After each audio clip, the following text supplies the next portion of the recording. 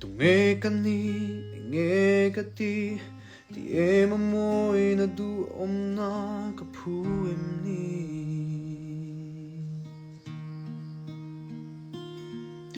lem ziak thiamin an du tu sam chimbal le ar si te mangpon han ziak sila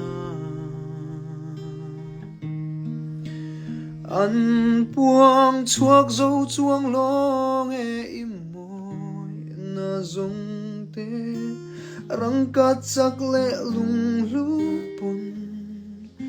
ilut na an buk tok zo chuang long e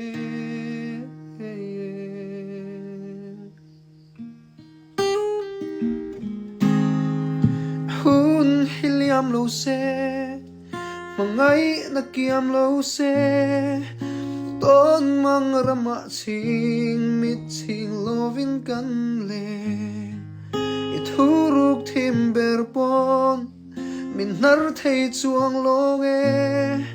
len rual te zinga po kan in thup thei lo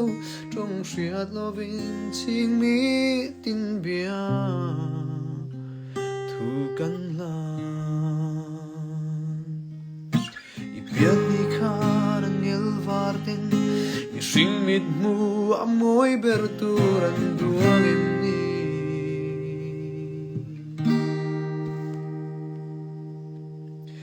eng po chulo ni se kasui lung idung ye rang ka chak le lung lu pon ilut an buk tok zo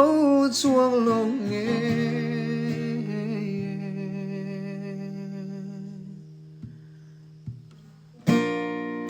hun hiliam lo se mangai na kiang lo se ton mang rama Chhingmit ching lovin kan le ithuruk thim ber pon min nar thei chuang long e len rual te zinga po kan in thup thei lo trong hriat lovin Chhingmit tin bia thu kan la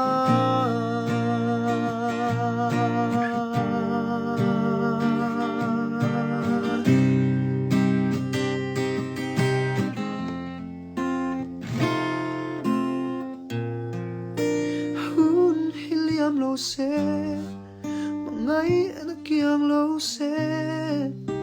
ton mang rama Chhingmit ching lovin kan le